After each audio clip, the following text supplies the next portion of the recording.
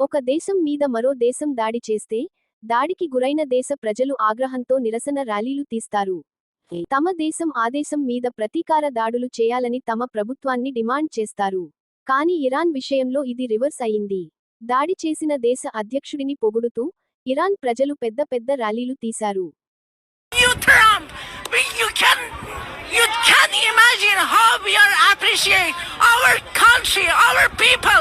I'm really appreciate. We love you. Thank you, Mr. President Trump. God bless you. God bless America. Thank you, Mr. President.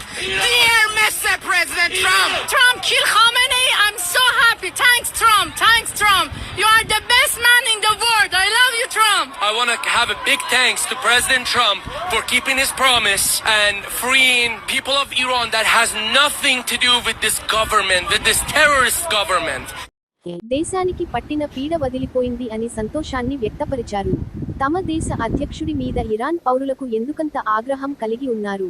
3 దశాబ్దాల క్రితం అభ్యుదయ ఆలోచనలు కలిగిన Persian రాజు పాలనలో Iran సంపన్న దేశంగా ఉండేది.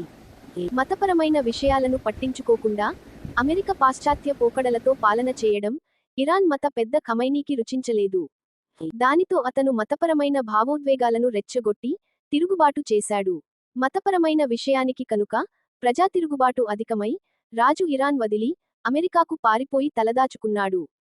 ఆ తర్వాత పాలనాపకాలు పట్టిన సీనియర్ ఖమైనీ ఇరాన్ దేశాన్ని పూర్తి ఇస్లామిక్ రాజ్యంగా మార్చేశాడు.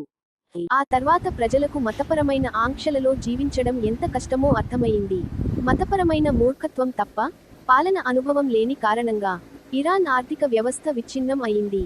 అనేకసార్లు యువత రోడ్ల మీదకు వచ్చి ఖమైనీ పాలనను వ్యతిరేకిస్తూ నిరసన తెలిపారు. నిరసనకారులను నిర్దాక్షిణ్యంగా కాల్చి చంపేశాడు. ఇక ఖమైనీ పాలనపై ప్రజలలో కట్టలు తెంచుకున్న ఆగ్రహం నిగూఢంగా ఉండిపోయింది. అమెరికా ఖమైనీని చంపిన వార్త బయటకు వచ్చిన వెంటనే ఇరాన్ ప్రజలు రోడ్ల మీదకు వచ్చి ఈ విధంగా సంబరాలు చేసుకున్నారు. చిత్రంగా భారత ఇస్లామిక్ మహిళలు ఖమైనీకి అనుకూలంగా ర్యాలీలు తీశారు. కందకు లేని దురద కత్తిపేటకు ఎందుకు అనే సామెత ఇలాంటి వాళ్ల కోసమే పుట్టింది.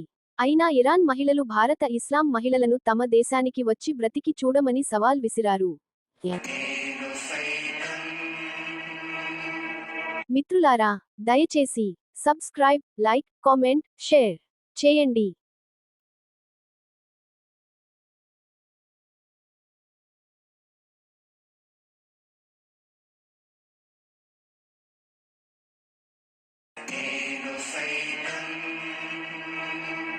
మిత్రులారా, దయచేసి సబ్స్క్రైబ్, లైక్, కామెంట్, షేర్ చేయండి.